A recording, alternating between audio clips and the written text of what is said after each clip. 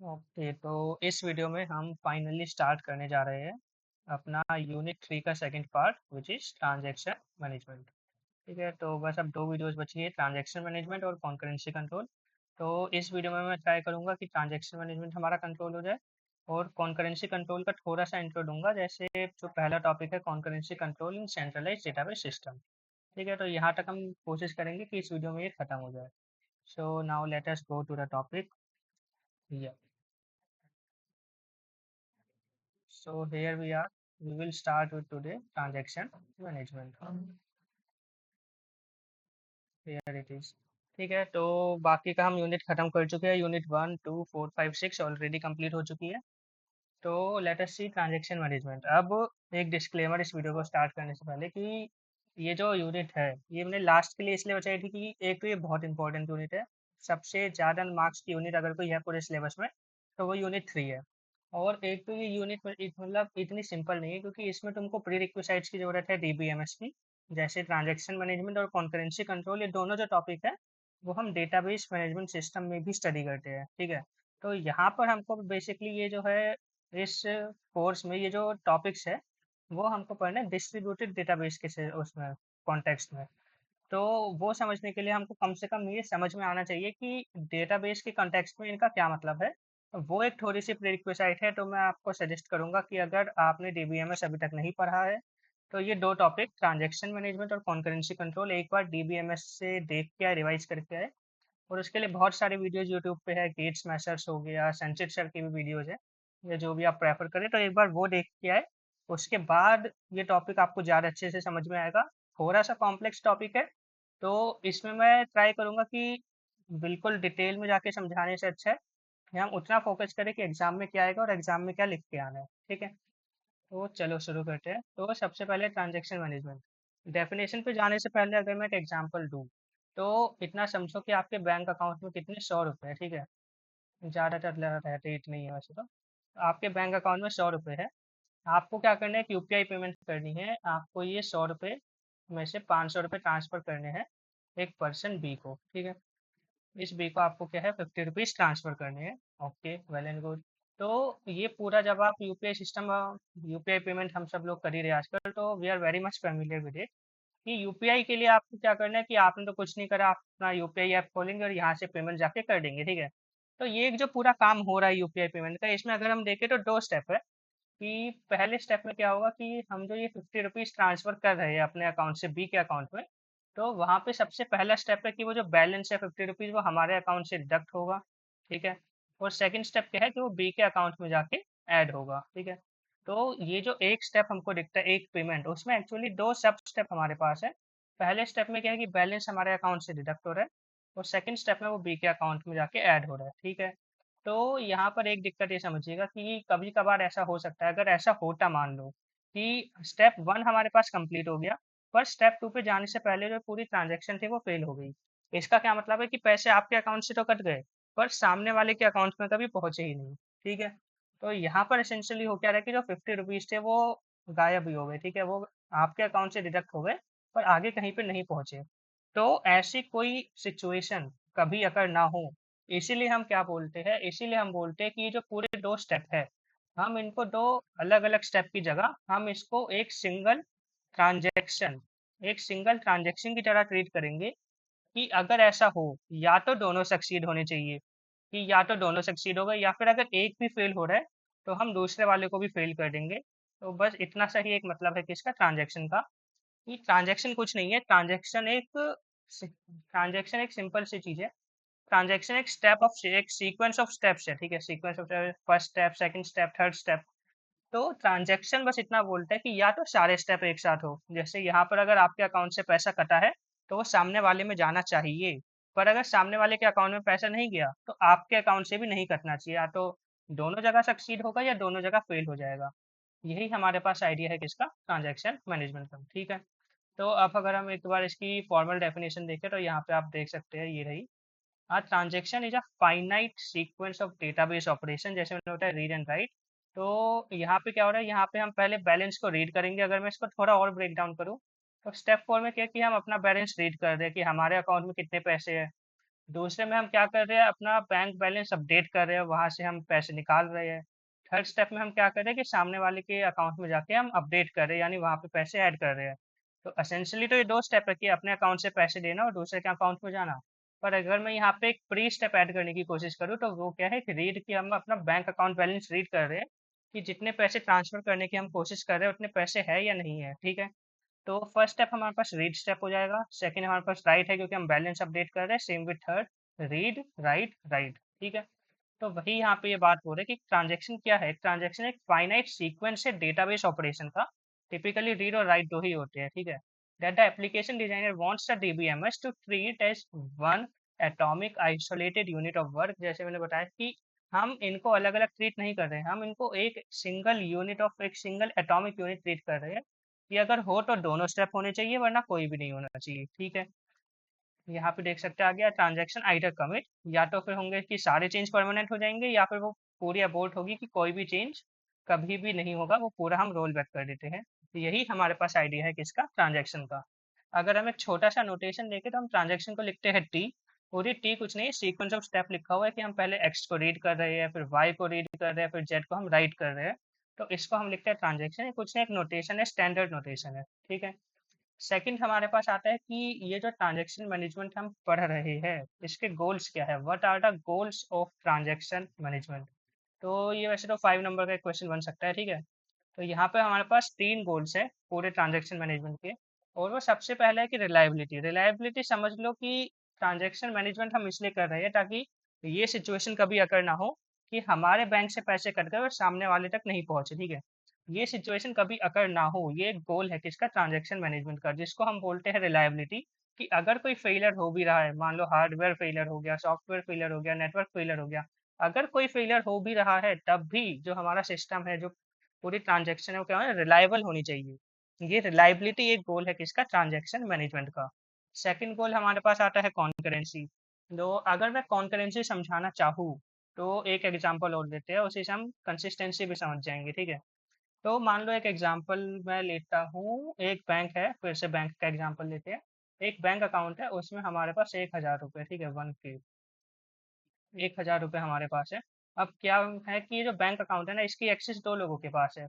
ये मतलब bank account दो लोगों के पास है, दो लोगों के पास इसकी एक्सेस है, दो लोग इससे एक साथ यूपीआई पेमेंट कर सकते हैं। ठीक है, तो क्या हुआ, सेम टाइम पे एक पर्सन ए है, उसने इस बैंक अकाउंट से पेमेंट करी कितने की, 500 की। ठीक है, 500 की पेमेंट, यूपीआई पेमेंट उसने प्रोसेस करने के लिए स्टार्ट कर दी। और एक पर्सन बी है, ठीक है, बी ने क्या किया, बी ने पेमेंट स्टार्ट कर दी 700 रुपये की। ठीक है, मैंने क्या बोला कि एक बैंक अकाउंट है उसमें 1,000 रुपये है। ठीक है, तो और इस बैंक अकाउंट की जो एक्सेस है दो लोगों के पास है, ए के पास और बी के पास। तो दोनों एक टाइम पे पेमेंट कर सकते हैं, कर सकते हैं। ए ने पेमेंट स्टार्ट कर दी 500 रुपये की, क्योंकि 1,000 है, 500 आराम से हो जाएगा। और बी ने भी सेम टाइम पे पेमेंट स्टार्ट कर दी, उसको भी लगा था कि 1,000 रुपये 700 की पेमेंट हो जाएगी। अब तुम देखो कि यहाँ पर एसेंशियली हो क्या रहा है, क्योंकि ये दोनों पेमेंट एक ही बैंक अकाउंट से होगी। तो टोटल पेमेंट हम कर रहे हैं कितने की, 1,200 की। बट टोटल बैलेंस हमारे पास कितना है, 1K। ठीक है, कॉन्करेंसी का मतलब क्या है कि ट्रांजैक्शन, मैनी ट्रांजैक्शन, यहाँ पे क्या हो रहा है, दो ट्रांजैक्शन, ये T1 और ये T2, दो ट्रांजैक्शन साइमल्टेनियसली रन कर रही है। ठीक है, और क्या होगा कि अगर ये सेम टाइम पे स्टार्ट हो गई, हमने बोला कि सेम टाइम पे स्टार्ट हुई है, तो दोनों ने बैंक बैलेंस की वैल्यू रीड करी 1,000। ठीक है, तो दोनों क्या करेंगे कि ये 1,000 में से 500 माइनस कर देगा, बी 1,000 में से 700 माइनस कर देगा। तो हमारे पास फाइनल रिजल्ट क्या आ जाएगा, 300 रुपये हमारे पास बैलेंस आ जाएगा। पर क्या ऐसा होना चाहिए था, क्या असलियत में रिजल्ट ये जो आउटपुट हमें मिल रहा है क्या ये सही है, तो ये सही तो नहीं है, क्योंकि हमने खर्च कर दिया 1,200, हमारे पास बैलेंस कितना था, 1,000। और एक बात और समझना, ये हमारे पास कॉन्करेंसी है कि अगर हम मल्टीपल ट्रांजेक्शन एक साथ रन कर रहे हैं तो आपस में कोई इंटरफेरेंस नहीं होनी चाहिए विदाउट करप्टिंग वन अनदर। ठीक है, इस आइडिया को हम बोलते हैं क्या, कॉन्करेंसी। और दूसरी बात कि 1K हमारे पास बैलेंस था, 1,200 की हमने पेमेंट कर दी। तो अगर हम बैलेंस देखें तो यहाँ पर अकाउंट बैलेंस क्या आना चाहिए, -200। ठीक है, पर क्या ये जो रिजल्ट हमारे पास आ रहा है क्या ये कंसिस्टेंट है, मतलब जब भी हम डेटाबेस डिजाइन करते हैं ना तो वहां पर हम एक चीज डालते हैं कि जो बैंक बैलेंस है वो या तो जीरो होगा या उससे बड़ा होगा। मतलब बैंक बैलेंस कभी भी नेगेटिव में नहीं जा सकता। ठीक है, तो ये दो ट्रांजेक्शन के बाद हो क्या रहा है कि जो हमारा बैंक बैलेंस है वो नेगेटिव चला जा रहा है। और यहाँ पर जो हमारी कंसिस्टेंसी है, जो एक इंटीग्रिटी कंस्ट्रेंट है कि bank balance greater than zero होना चाहिए, greater than equal to zero, वो कंस्ट्रेंट यहाँ पर ब्रेक हो रहा है। ठीक है, तो ये ट्रांजेक्शन्स को अवॉइड करना, मतलब ऐसी ट्रांजेक्शन जो हमारे डेटाबेस की इंटीग्रिटी कंस्ट्रेंट को वायलेट कर सकती है, ऐसी ट्रांजेक्शन कभी नहीं होनी चाहिए। तो कंसिस्टेंसी मेंटेन करना, कॉन्करेंसी मेंटेन करना और रिलायबिलिटी मेंटेन करना, ये तीन चीज क्या है, हमारे गोल है किसके, ट्रांजेक्शन मैनेजमेंट के, जो हम आगे अच्छे से स्टडी करने वाले हैं। ठीक है, सिंपल सा आइडिया है, कोई कॉम्प्लेक्स चीज अभी तक नहीं है। ठीक है, दो एग्जांपल मैंने दिए और दोनों आई गेस क्लियर है। ठीक है, तो नेक्स्ट टॉपिक पे हम चलते हैं, which is nothing but acid. अब एसिड जो है सेम ये वही है कि ये डीबीएमएस का कॉन्सेप्ट है, इसका इंट्रोडक्शन उधर ही होता है। अगर आपने डीबीएमएस पढ़ा है तो एसिड आप ऑलरेडी जानते होंगे। ए का मतलब है एटॉमिसिटी, सी का मतलब है कंसिस्टेंसी, आई का मतलब है आइसोलेशन और डी का मतलब है ड्यूरेबिलिटी। ठीक है, और ये क्वेश्चन आ भी रखा है 2023 में, 8 यानी 15 मार्क्स के जो क्वेश्चन आते हैं उसका सी पार्ट ये था कि व्हाट इज एसिड इन डीडीबीएमएस, और ये वापस 2024 में रिपीट हुआ है, ऑल्दो 1 मार्क्स का, पर पहले वो आया था 5 या 8 मार्क्स का, फिर 1 मार्क्स में रिपीट हुआ, तो इस बार वो फिर से हो सकता है 5 नंबर का आ जाए। ठीक है, तो देखो एटॉमिसिटी का मतलब मैं ऊपर ही बता चुका हूँ कि मतलब हम उसको as a single atomic unit treat कर रहे हैं। इसका मतलब क्या है कि या तो पूरी की पूरी ट्रांजेक्शन होगी, या तो पैसे मेरे अकाउंट से कटेंगे भी और सामने वाले में जाएंगे भी, या तो ये दोनों काम होंगे, या तो ऑल होगा या नथिंग होगा, कि ना मेरे में से कटे ना सामने गए। ठीक है, कोई यहाँ पर इन बिटवीन कुछ नहीं है कि चलो मेरे अकाउंट से कट गए पर सामने वाले में नहीं गए, ऐसा यहाँ पर नहीं होता। इसी को हम बोलते हैं एटॉमिसिटी, ऑल और नथिंग।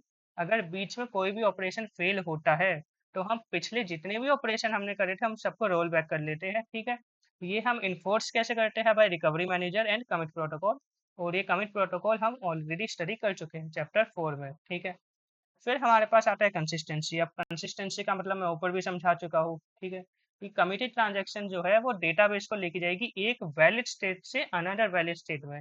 यानी कि तुम ऐसा कर सकते हो, ट्रांजैक्शन है वो बैलेंस को 500 से 200 लेकर जा रही है, तो ये एक वैलिड ट्रांजैक्शन है क्योंकि दोनों स्टेट वैलिड है, क्योंकि जो बैंक बैलेंस है वो greater than equal to zero है। पर जैसे मैंने एग्जांपल दिया, अगर कोई ट्रांजैक्शन बैंक बैलेंस को 1000 से -200 लेके चली गई, तो 1000 तो एक वैलिड स्टेट है, पर जो -200 है वो एक इनवैलिड स्टेट है, तो वहां पर कंसिस्टेंसी हमारी ब्रेक हो रही है। इसी का मतलब है कंसिस्टेंसी। और आइसोलेशन का वही मतलब है जो हमने ऊपर देखा, कॉन्करेंसी की मतलब एक दूसरे को करप्ट नहीं करनी चाहिए। जो कॉन्करेंट ट्रांजेक्शन है, जो ऐसे लगता है कि सेम टाइम पे हो रही है, पैरेलल में चल रही है, तो वो आइसोलेटेड होनी चाहिए, वो एक दूसरे के साथ इंटरफेयर नहीं करनी चाहिए। ये हम इन्फोर्स करते हैं बाय कॉन्करेंसी कंट्रोल, जो हम इसी चैप्टर में आगे स्टडी करेंगे। और फिर है ड्यूरेबिलिटी, कि अगर एक ट्रांजैक्शन कमिट हो चुकी है, यानी मैंने अपने अकाउंट से पैसे भेज दिए और सामने वाले के अकाउंट में पैसे चले गए, तो आगे जाकर अगर कोई सिस्टम क्रैश होता है, मान लो हमने पैसे भेज दिए फिर बैंक का सर्वर ही क्रैश हो गया, ठीक है, तो ऐसा तो नहीं होना चाहिए ना कि पैसे हमने भेज दिए सामने वाले चले गए, वो ट्रांजैक्शन कमिट हो चुकी है, पता चले 2 दिन बाद बैंक का सर्वर डाउन हो गया, तो फिर वो बोल रहे कि ऐसा तो कभी हो ही नहीं था। ठीक है, तो वही मतलब है कि अगर ट्रांजैक्शन एक बार हो गई तो वो सरवाइव करती है एनी सब्सीक्वेंट क्रैश। ये हमारे पास मतलब है कि इसका ड्यूरेबिलिटी का। ठीक है, तो एसिड हम लोग समझ गए। नेक्स्ट हमारे पास आता है कैरेक्टरिस्टिक्स ऑफ अ ट्रांजैक्शन। ठीक है, बियॉन्ड एसिड, एसिड के अलावा हम ट्रांजैक्शन को क्लासिफाई कर सकते हैं बाय 3 अदर कैरेक्टरिस्टिक, और ये अब आपके लिए बहुत आसान होगा क्योंकि हम ये ऑलरेडी स्टडी कर चुके हैं। फन फैक्ट, ठीक है, तो सबसे पहले अगर हम देखें तो read only versus read write.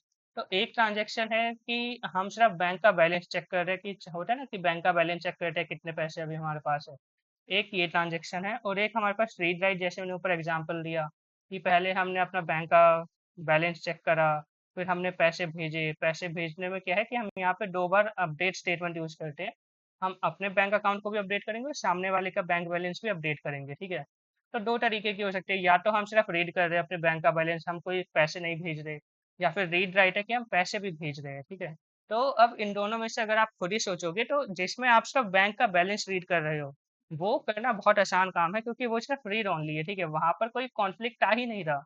Read only is much easier to optimise. अगर 3 लोग सेम टाइम पे बैंक का बैलेंस चेक कर रहे हैं, मान लो सेम अकाउंट का भी चेक करेंगे, तो क्या बैंक बैलेंस चेक करने में कभी कोई एरर हो सकता है? नहीं हो सकता।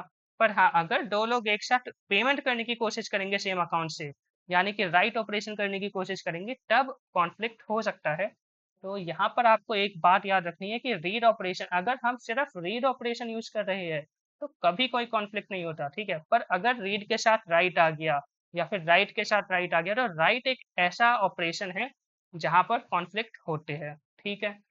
फिर हमारे पास है short lived versus long lived. अब लॉन्ग लिव्ड याद कर हमने कहाँ पढ़ा था, मोबाइल में पढ़ा था मोबाइल ट्रांजेक्शन यूनिट 6, ठीक है। और शॉर्ट लिव्ड तो वही है, पर यहाँ पे लॉन्ग लिव्ड का एक मतलब और है जो हम आगे सागाज में देखने वाले हैं। ये एक इंपॉर्टेंट टॉपिक है, ठीक है। फिर ये देखो थर्ड वाला, ऑनलाइन OLTP वर्सेस बैच ओलैप भी हम स्टडी कर चुके हैं यूनिट 6 में। OLTP का मतलब क्या, ऑनलाइन ट्रांजेक्शन प्रोसेस या जो भी है, ठीक है। मैं इसकी पी की फुल फॉर्म भूल गया मैं भी। तो हमने यूनिट 6 में स्टडी किया था, मैंने वहाँ पे एग्जांपल दिया था एक अमेजोन का। तो OLTP का मतलब क्या है कि जैसे हम अमेजोन पे कोई पेमेंट करते हैं या कोई प्रोडक्ट ऑर्डर करते हैं। और ओलैप का वहाँ पे मतलब क्या, बैच के लिखा है कि ओलैप में हम क्या करते हैं, एनालिसिस करते हैं, ठीक है। एनालिसिस क्या, बहुत सारे डेटा पे, बैच ऑफ डेटा पे हम एनालिसिस करते हैं। तो OLTP और ओलैप हम ऑलरेडी स्टडी कर चुके हैं, तो यहाँ पर भी कोई दिक्कत नहीं आनी चाहिए, ठीक है। Very good. Now next topic हमारे पास है taxonomy of this transaction model, और ये PYQ है हमारे पास। 2023 में भी आया था, 25 में भी आया था और 10 में भी आया था। तो 10 के PYQ तो ना मेरे को ऐसा लग रहा है कि 23, 24, 25 में कर करके पूरा 2010 का पूरा पेपर रिपीट हो चुका है, ठीक है। तो अगर आप पेपर की तैयारी कर रहे हैं तो मैं सजेस्ट करूंगा कि जो पुराने पेपर है, भले ही बीटेक के ना हो, जैसे 2010 वाला MCA का पेपर था, तो उनको एक बार देखते चले क्योंकि वो रिपीट हो रहे हैं, ठीक है। बहुत हाई चांस है कि फिर से वो रिपीट होंगे। तो अब हम देखते हैं टैक्सोनॉमी ऑफ ट्रांजैक्शन मॉडल। तो जैसे 2025 में पूछा गया था डिस्कस वेरियस ट्रांजैक्शन मॉडल्स। तो वहां पर आपको बस एक डायग्राम ड्रॉ करके आना था और इनके बारे में एक एक लाइन लिख देते, पूरे नंबर मिल जाते। आगे पूछा गया बतेजा फ्लैट ट्रांजैक्शन, नेस्टेड ट्रांजैक्शन, और इसमें पूछा गया बतेजा फ्लैट ट्रांजैक्शन, ठीक है। तो अब हम देखते हैं ट्रांजैक्शन मॉडल को। अगर आपको यहाँ पे ठीक से डायग्राम दिख रहा होगा तो हमने ट्रांजैक्शन मॉडल्स को दो में आगे क्लासिफाई करा है, एक है फ्लैट, एक है नेस्टेड, ठीक है। फ्लैट को हमने फर्दर दो कैटेगरी में क्लासिफाई किया है, चेन्ड और लॉन्ग लिव्ड। और नेस्टेड को हमने चार में डिफाइन करा है, close nested, open nested, homogeneous, heterogeneous. अब इसमें आपको याद क्या रखना है, क्या इसमें बहुत डीप में जाने की जरूरत है, नहीं है, ठीक है। ये आपको डायग्राम याद रखना है कि फ्लैट के अंदर दो आ गई, नेस्टेड के अंदर चार आ गई, बहुत बढ़िया।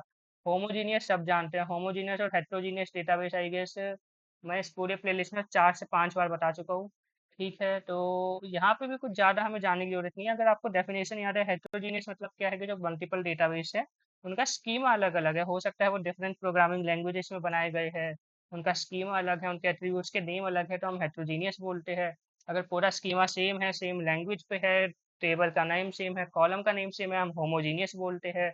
यहाँ पे भी वही सेम डेफिनेशन लिख के आओगे चल जाएगा, कोई नई बात नहीं है, ठीक है। तो मैं फिर से बता रहा हूँ, ज़्यादा डीप में जाने की जरूरत नहीं है क्योंकि ज़्यादा डीप में जाओगे तो दिमाग घूमेगा इनमें, ठीक है। तो डायग्राम याद रखना और एक एक लाइन इनके बारे में, एक एक लाइन, जैसे जो मैंने ट्रांजैक्शन की सबसे पहली डिफाइन दी थी, क्या कि या तो सब कुछ होगा या कुछ नहीं होगा। वो सेम ट्रांजैक्शन कुछ नहीं है, वो फ्लैट ट्रांजैक्शन है, ठीक है। तो जब मैं ये पहली बार पढ़ रहा था तो मैं खुद कंफ्यूज हुआ था कि फ्लैट ट्रांजैक्शन एक टाइप कैसे हो सकता है, ये तो ट्रांजैक्शन की डेफिनेशन थी ना। तो यहाँ पर एक पॉइंट आपको ये समझना है कि जब लोगों ने ट्रांजैक्शन डिफाइन किया था ना, तब उनको ये बात ठीक लग रही थी कि चलो या तो सब कुछ होगा या कुछ नहीं होगा। पर फिर उस मॉडल में एक प्रॉब्लम निकल के आई जिसकी वजह से जन्म हुआ नेस्टेड का। वो प्रॉब्लम क्या है कि मान लो आप कोई ट्रिप प्लान कर रहे हो, आपको कहीं पे ट्रिप पे जाना है, ठीक है। तो एक पूरा ट्रांजेक्शन, हम अगर हम इसको बोले कि एक पूरी ट्रांजेक्शन हम बोले ट्रिप प्लान करना, ठीक है। तो ट्रिप प्लान में आप सबसे पहले क्या करोगे, फ्लाइट बुक करोगे, फ्लाइट के बाद होटल बुक करोगे, और फ्लाइट से होटल के जाने के लिए कैब बुक करोगे, ठीक है। मान लो ये तीन चीजें आपको कर दी है और इस पूरे काम को मैं एक ट्रांजेक्शन बोल रहा हूँ कि आप ट्रिप को प्लान कर रहे हो, ठीक है। तो मान लो कि आपकी फ्लाइट की टिकट हो गई, आपकी होटल बुकिंग भी हो गई, पर जब आप कैब बुक करने गए ना, आपकी ये वाली जो एक स्टेप था ये फेल हो गया। तो इस केस में, इस पर्टिकुलर एग्जाम्पल में, क्या आप बाकी की दोनों टिकट भी कैंसिल करा दोगे? क्योंकि ट्रांजैक्शन तो यही बोल रही है कि अगर एक भी स्टेप फेल हो रहा है तो बाकी की सारी कैंसिल करा दो। पर यहाँ पर एक प्रॉब्लम शायद आप समझ पा रहे हो कि ये जो चीज़ है कि मतलब बस कैब बुक नहीं, है तो फ्लाइट की टिकट कैंसिल करा देना, हो सकता है कि मतलब उसमें कुछ कैंसिलेशन चार्ज आपको देना पड़े, सेम विद हॉस्टल की बुकिंग के साथ भी, होटल की बुकिंग के साथ भी। तो यहाँ पर लोगों को ये दिक्कत बाद में समझ में आई कि जो हमने ट्रांजैक्शन की डेफिनेशन दी थी कि या तो कुछ होगा या तो सब कुछ होगा या कुछ नहीं होगा, वो थोड़ी सी प्रॉब्लमेटिक हो जाती है रियल वर्ल्ड में जब हम बुकिंग प्लान करते हैं, ऐसे कोई सिनेरियो प्लान करते हैं। तो इसीलिए उन्होंने क्या किया कि उन्होंने जो ओरिजिनल डेफिनेशन दी थी ट्रांजैक्शन की कि सब कुछ होगा या कुछ नहीं होगा, उसको हमने बोल दिया ठीक है ये कुछ नहीं है, हम इसको बोलते हैं फ्लैट ट्रांजैक्शन, ठीक है। और ये जो सिनेरियो है, इसमें क्या है कि हमारे पास एक पेरेंट ट्रांजैक्शन है, क्या कि हमको एक ट्रिप की प्लानिंग करनी है, एक पेरेंट ट्रांजैक्शन हो गई। इसके अंदर हमारे पास चाइल्ड ट्रांजैक्शन है, ये चाइल्ड स्टेप है हमारे पास, ठीक है। तो ये जो चीज है जिसमें हम ये नहीं कर पा रहे कि मतलब ये एक कैंसिल हो गई तो सारी कैंसिल कर दो, उसको इन्होंने डाल दिया किसमें, नेस्टेड में। समझ गए? आई गेस एग्जाम्पल बहुत अच्छा था, मैं खुद ही बोलूँ तो नेस्टेड की डेफिनेशन एक बार अगर हम देखें, a nested transaction is a tree of सब transaction in which a parent transaction, वही बात है कि एक हमारे पास parent transaction है और उसके अंदर हमारे पास बहुत सारी child transaction होती है, ठीक है। may invoke one or other child transaction, तो child है वो या तो commit कर सकता है independently या नहीं कर सकता है, फिर यहाँ पे दो टाइप है, तो बहुत सिंपल सी इसकी डेफिनेशन है, ठीक है। अगेन आपको बहुत ज़्यादा डीप डाइव करने की जरूरत नहीं है, आपको बस डेफिनेशन से याद रखनी है कि वो कहना क्या चाह रही है।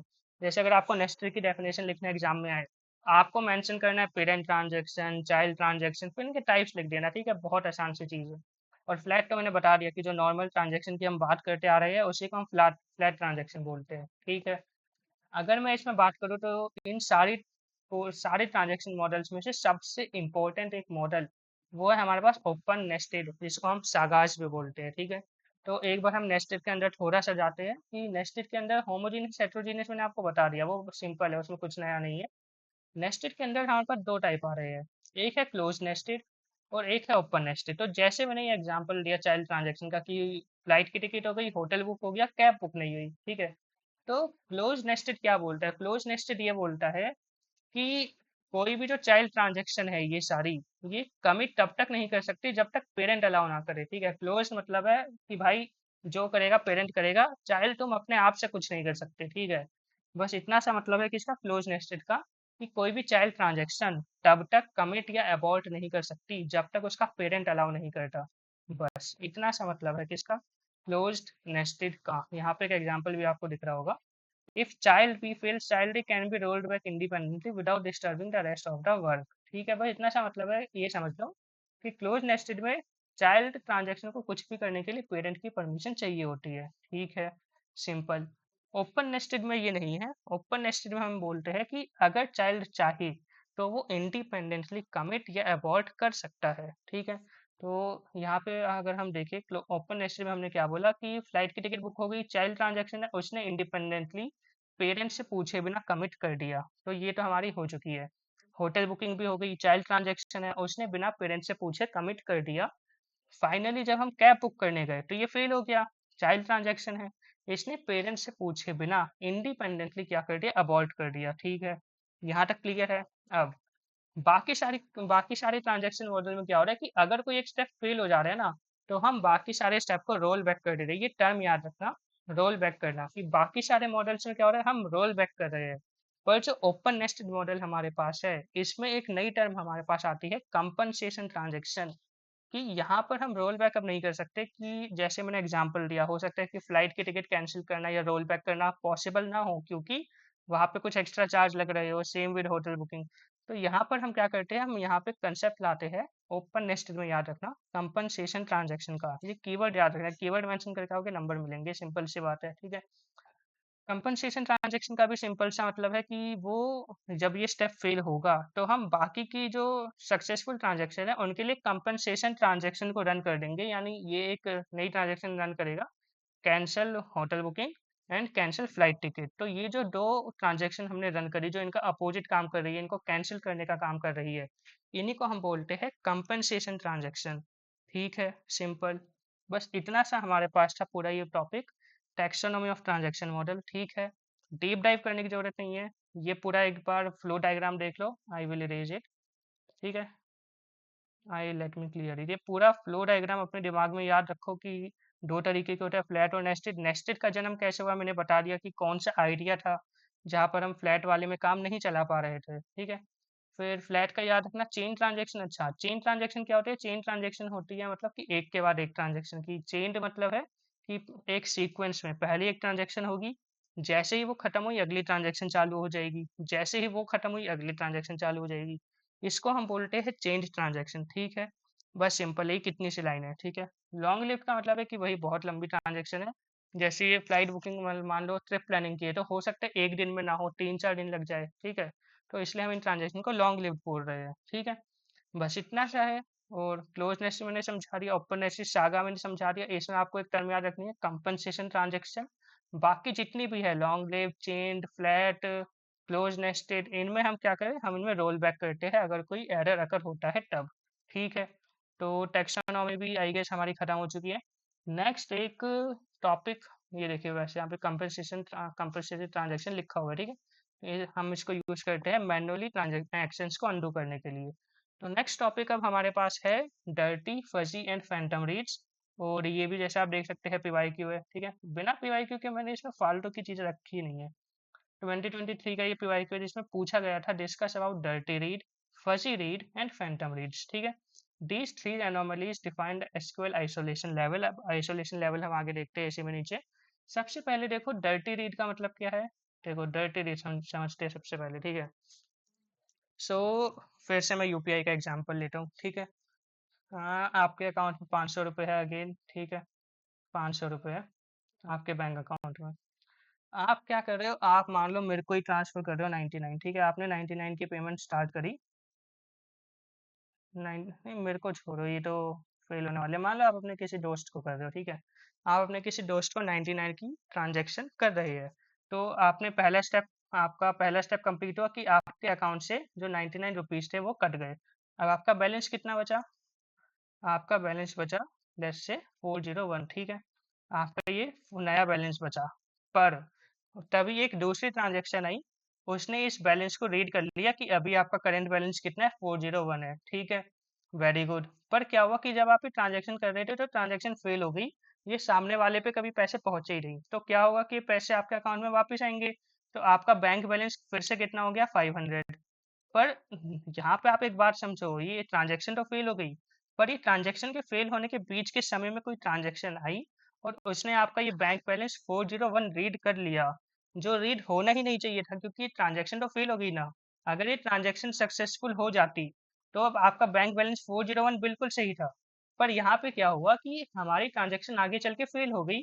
स्टिल कोई दूसरी ट्रांजैक्शन थी जो इस बैलेंस को रीड करके चली गई। अब क्या होगा कि वो दूसरी ट्रांजैक्शन जो भी काम करेगी वो इनएक्यूरेट होगा, ठीक है। तो यही जो आइडिया है कि ऐसी कोई ट्रांजैक्शन आ रही है जो अनकमिटेड चेंज, मतलब ट्रांजैक्शन पूरी हुई नहीं थी, वो ट्रांजैक्शन ने कमिट करा ही नहीं था, पर जो उसके बीच का इंटरमीडिएट रिजल्ट था, अगर वो हम रीड कर ले तो तब हम उसको बोलते हैं कि डर्टी रीड है, ठीक है।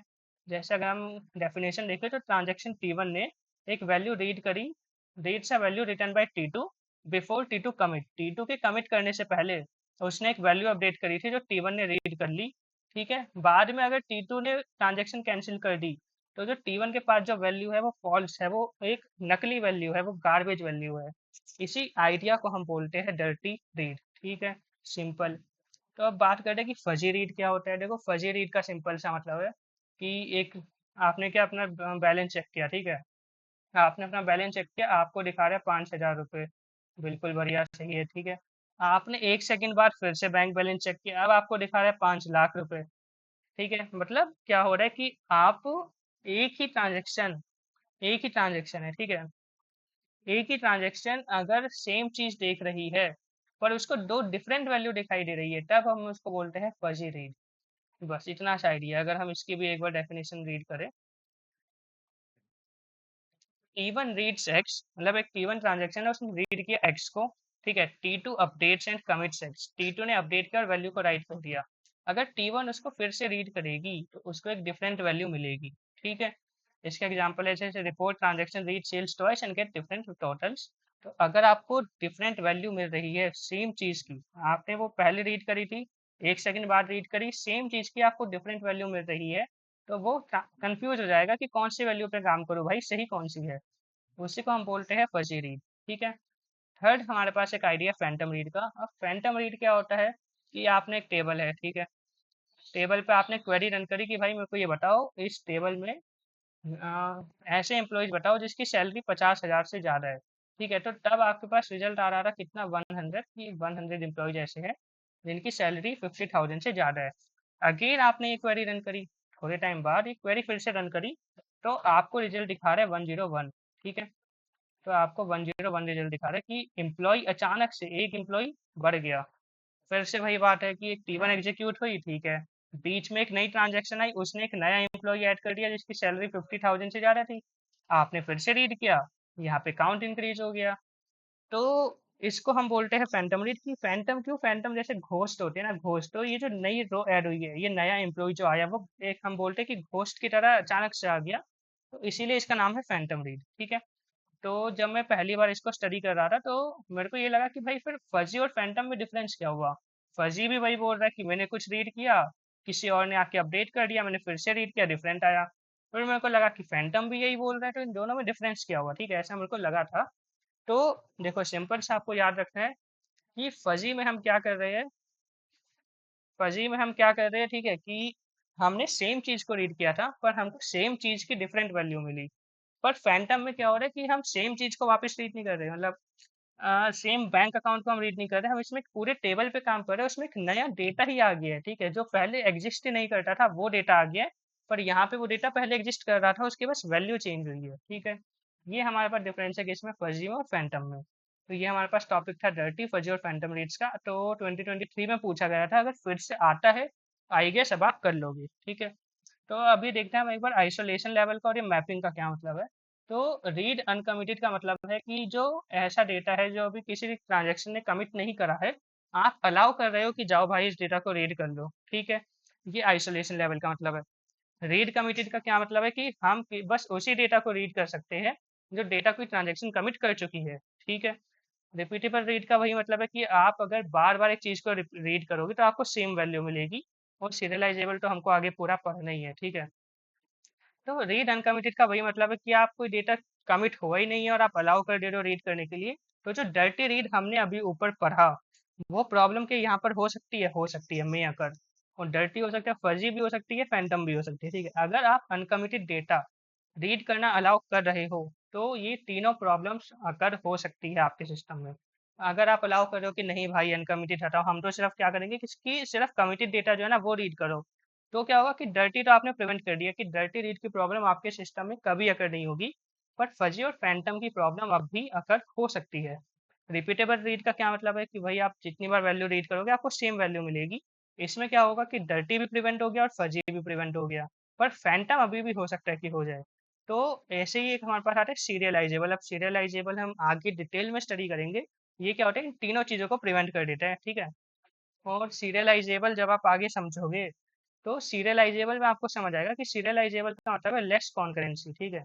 तो जैसे अगर आपको ये रिमेंबर दिस टेबल दिख रहा हो कि हायर आइसोलेशन मतलब ये आइसोलेशन है इंक्रीज हो रही है। हायर आइसोलेशन का मतलब है कि आपको एनोमलीज तो कम होगी क्योंकि आपने प्रिवेंट ही कर दी, पर आपके पास कॉन्करेंसी का लेवल भी कम हो जाएगा, ठीक है। तो एक अच्छे डेटाबेस डिजाइनर को क्या करना होता है कि इनका एक बैलेंस क्रिएट करना होता है ताकि एनोमलीज भी कम हो पर कॉन्करेंसी ज्यादा हो, ठीक है। तो यहाँ पर मैं आपको ये ऐसे ही रिमेंबर दिस बॉक्स के लिए बता रहा हूँ कि आप जितना ज्यादा आइसोलेट करोगे उतनी कम एनोमली होगी पर कॉन्करेंसी भी उतनी कम हो जाएगी, ठीक है। तो फाइनली अब हम एंटर करने वाले हैं अपने टॉपिक पे serialisability, the gold standard of correctness, ठीक है। तो आई होप अभी तक आपको मैंने जितना पढ़ाया वो आप समझ गए होंगे। तो अब हम स्टार्ट करते हैं सीरियलाइजेबिलिटी के साथ। Okay, so now let us begin with serialisability, the gold standard of correctness, ठीक है। तो फिर से पीवाई क्यू टॉपिक देख सकते हो 2024 में, 2025 में। 2025 में तो दो क्वेश्चन भाई साहब, सेवन्थ का सी, टेंथ का ए। तो ठीक है, वो डेफिनेशन आपको स्क्रीन पे दिख ही रही होगी। उससे पहले चलो मैं एक एग्जांपल देता हूँ, फिर हम थोड़ा पीछे से शुरू करेंगे। तो ये मैं आपको बता रहा हूँ एक ऐसा टॉपिक है, इसमें आपको सीरियलाइजेबिलिटी डीबीएमएस का थोड़ा बहुत पता होना चाहिए, स्पेशली जो है प्रेसिडेंस ग्राफ टेस्ट वगैरह। जो सीरियलाइजेबिलिटी, कॉन्फ्लिक्ट सीरियलाइजेबिलिटी, ये पूरा है एक्चुअली सेंट्रलाइज डेटाबेस का ही पार्ट है, ठीक है। तो फिर से अगेन बैंक के एग्जाम्पल से स्टार्ट करते हैं। आपके बैंक अकाउंट में 1,000 रुपये, ठीक है, कितने, 1,000 रुपये। आपके बैंक अकाउंट में 1,000 रुपये है और अगेन इस बैंक का एक्सेस दो लोगों के पास है, ठीक है। तो एक ने पेमेंट करी कितने की, 100 रुपये की, और एक ने पेमेंट करी 200 रुपये की, ठीक है। ये मैं आपको लेके चल रहा हूँ। तो आपको ये बताना है कि इसका फाइनल आउटपुट क्या होना चाहिए, फाइनल बैंक बैलेंस क्या होना चाहिए। क्या होना चाहिए, कोई भी बता देगा 700, क्योंकि 300 की आप पेमेंट कर चुके हो, ठीक है। पर अगर मैं आपको बोल रहा हूँ कि ये दोनों सेम टाइम पे हुई है, कि मान लो दोनों ट्रांजैक्शन आई, दोनों ने बैलेंस रीड कर लिया 1000 है, एक ने 100 माइनस करके बैंक बैलेंस प्रोड्यूस कर दिया 900, दूसरे ने बैंक बैलेंस प्रोड्यूस कर दिया 100 हजार का रीड करके 200 माइनस कर उसने बैंक बैलेंस प्रोड्यूस कर दिया 800। तो ये दो पॉसिबल आउटकम्स है जो हमारे पास आ सकते हैं अगर ये दोनों transaction simultaneously at the same time run करेगी तब। और मजे की बात क्या है, दोनों गलत है। 900 भी गलत है, 800 भी गलत है। सही आंसर क्या होना चाहिए था, 700, ठीक है।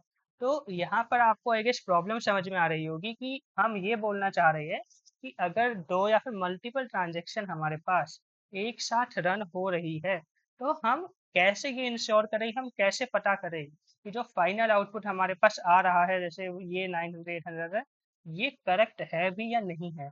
ये हम कैसे करेक्ट करें, तो आपको ऊपर दिखा होगा ना गोल्ड स्टैंडर्ड ऑफ करेक्टनेस। ये करेक्टनेस क्या है, यही करेक्टनेस है कि अगर मल्टीपल ट्रांजेक्शन एक साथ रन कर रही है तो फाइनल आउटकम हमारा सही है या नहीं, इस चीज को पता करने के लिए हम यूज करते हैं क्या, सीरियलाइजेबिलिटी, ठीक है। तो ये हमारे पास एग्जांपल था कि हम इसको यूज क्यों कर रहे हैं, ठीक है। Okay, let me reach that. I guess problem आपको समझ में आ गई कि सीरियलाइजेबिलिटी हमको क्यों करना है। अब सीरियलाइजेबिलिटी पे जाने से पहले हमको एक चीज और समझनी है कि अगर आप इसकी डेफिनेशन पढ़ने की कोशिश करोगे ना, तो डेफिनेशन में सबसे पहला वर्ड आपको दिखेगा शेड्यूल। तो फर्स्ट लेटेस्ट अंडरस्टैंड कि शेड्यूल क्या होता है, ठीक है। तो देखो शेड्यूल कुछ नहीं है, जैसे शेड्यूल तो बहुत कॉमन वर्ड है, आप लोगों ने पता ही होगा। शेड्यूल क्या है कि हम कैसे कब कौन सा क्या काम कर रहे हैं, ठीक है।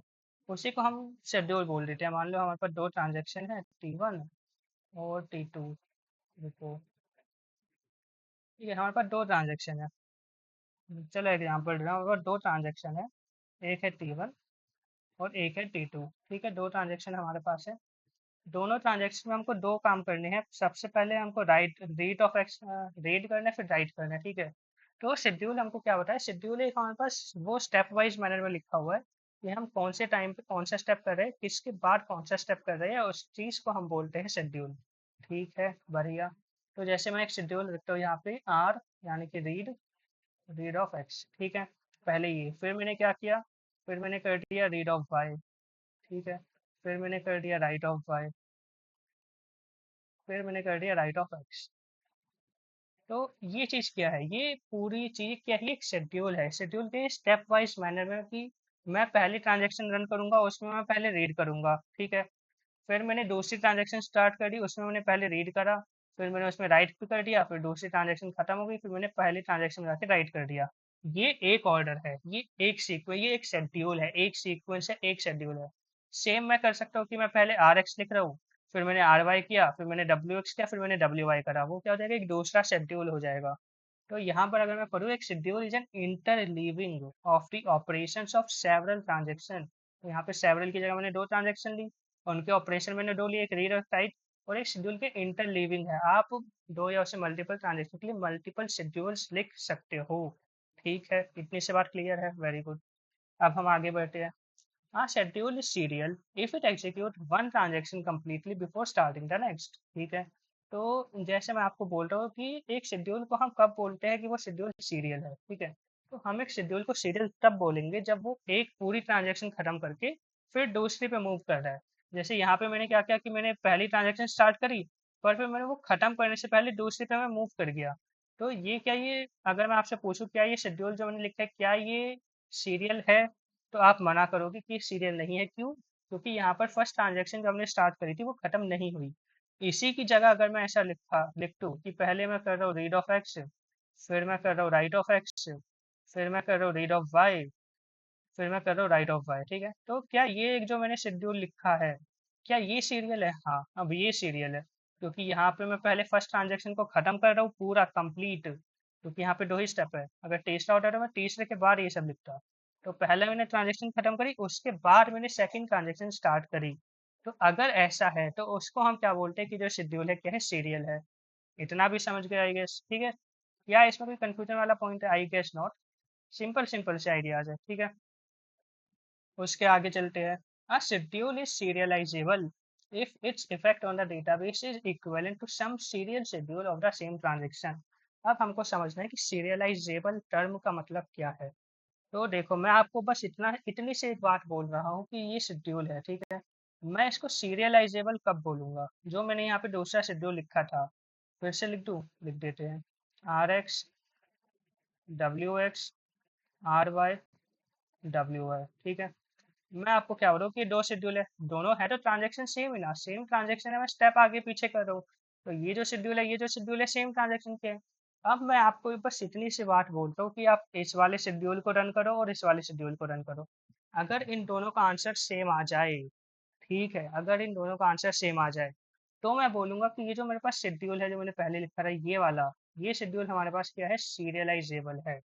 इसका क्या मतलब है कि अगर ये शेड्यूल को रन करके जो मेरे पास आउटपुट आ रहा है, अगर वो आउटपुट सेम है, वो जब आएगा, अगर मैं इसको सीरियल ऑर्डर में लिखूंगा, तब जो आउटपुट आ रहा है वो भी, अगर ये दोनों आउटपुट मेरे पास सेम है, तब मैं ये बोल सकता हूँ कि ये जो शेड्यूल मैंने लिखा है आगे पीछे करके, ये सीरियलाइजेबल है, क्योंकि इसका आंसर सेम आ रहा है। अगर मैं इसको सीरियल में किसी ऑर्डर में एग्जीक्यूट करूंगा तब भी, ठीक है। तो ये तीन टर्म्स के मतलब आई गेस क्लियर होने चाहिए कि शेड्यूल क्या होता है, बहुत सिंपल सा आइडिया है। सीरियल शेड्यूल क्या होता है, अगर मैं ऐसे लिख रहा हूँ कि एक ट्रांजेक्शन खत्म होगी, दूसरा। सबसे इंपॉर्टेंट टर्म कि सीरियलाइजेबल शेड्यूल का मतलब क्या होता है, कि अगर मैं आपको ये बोल पा रहा हूँ कि ये एग्जीक्यूट करके जो आउटपुट आएगा वो सेम है किसी सीरियल शेड्यूल के, तो उसको हम बोलते हैं कि जो शेड्यूल है हमारे पास सीरियलाइजेबल है, बस इतना सा आइडिया है, ठीक है। अगर कोई समझ नहीं है तो रिपीट करके जो लास्ट का 2-3 मिनट की बात है उसको फिर से सुनो, क्योंकि अगर आपको सीरियलाइजेबिलिटी समझ आएगी तभी फिर इस पूरे मॉड्यूल का आगे कुछ सेंस बनेगा, ठीक है। तो ये तो होगी सीरियलाइजेबिलिटी की बात। अब यहाँ पर हमारे पास दो प्रिसाइज नोशन है इक्विवेलेंस के, ठीक है। जो हमने सीरियलाइजेबिलिटी की बात करी, तो उसमें हमारे पास दो चीज़ें, या तो हो सकता है हम बोल देते कि कॉन्फ्लिक्ट सीरियलाइजेबिलिटी है, या फिर व्यू सीरियलाइजेबिलिटी, ठीक है। अब देखो, मैं आपको एक बात बोलूंगा कि मैं अपनी पूरी कोशिश कर रहा हूँ ये समझाने की, पर हो सकता है मैं उतने अच्छे से ना समझा पा रहा हूँ, ठीक है। तो अगर आपको मेरी एक्सप्लेनेशन समझ नहीं आ रही, तो यही सेम टॉपिक पे आप गेट्स मैशर्स की वीडियो देख सकते हो। उन्होंने बहुत अच्छे से एक्सप्लेन करा है कॉन्फ्लिक्ट सीरियलाइजेबिलिटी, उसके बाद प्रेसिडेंस ग्राफ टेस्ट, उसके बाद व्यू सीरियलाइजेबिलिटी। मैं उनका जो प्रेसिडेंस ग्राफ टेस्ट का एग्जाम्पल है वो मैं लाइव अपनी क्लास में भी इधर सॉल्व करके दिखाऊंगा। पर स्टिल मैं रिकमेंड करूंगा कि अगर मुझसे समझ नहीं आ रहा तो एक बार गेट्स मैसेज की वीडियो देख लेना। ये सीरियलाइजेबिलिटी का टॉपिक सर ने बहुत अच्छे से एक्सप्लेन करा हुआ है, ठीक है। ओके, तो देखो, मैं आपको इतना समझाऊंगा बस, जो कॉन्फ्लिक्ट सीरियलाइजेबिलिटी है, ठीक है। तो दो सीरियलाइजेबिलिटी मैंने आपको बताई, कॉन्फ्लिक्ट सीरियलाइजेबिलिटी और व्यू सीरियलाइजेबिलिटी। तो सबसे पहले अगर आपको कोई भी शेड्यूल मिलता है, ठीक है, तो शेड्यूल मिलेगा, आपको ये टेस्ट करना होता है कि क्या वो सीरियलाइजेबल है या नहीं है। सीरियलाइजेबल का मतलब मैंने बता दिया। तो आपको चेक करना है क्या एक शेड्यूल मेरे को मिला है, क्या वो सीरियलाइजेबल है या नहीं है। तो आप सबसे पहले उस पर क्या लगाते हो, आप लगाते हो precedence graph test. Precedence graph test आपको क्या बताते हैं कि कॉन्फ्लिक्ट सीरियलाइजेबल है या नहीं है, ठीक है। और कॉन्फ्लिक्ट सीरियलाइजेबल के हाइयर कैटेगरी है, मतलब अगर कोई ग्राफ, अगर कोई शेड्यूल कॉन्फ्लिक्ट सीरियलाइजेबल है तो वो व्यू सीरियलाइजेबल भी होगा। और कॉन्फ्लिक्ट सीरियलाइजेबल का मतलब क्या है कि अगर आपने कोई ये बता दिया कि एक शेड्यूल कॉन्फ्लिक्ट सीरियलाइजेबल है, इसका मतलब है कि वो जो पूरा शेड्यूल है वो कंसिस्टेंट है, वो करेक्ट है, क्योंकि मैंने कहा था इसका आउटपुट हमेशा सही आएगा। तो यही मतलब है, अगर आप कॉन्फ्लिक्ट सीरियलाइजेबल प्रूव कर पा रहे हो, वेल एंड गुड। इसका मतलब है कि वो शेड्यूल हमेशा सही आंसर देगा।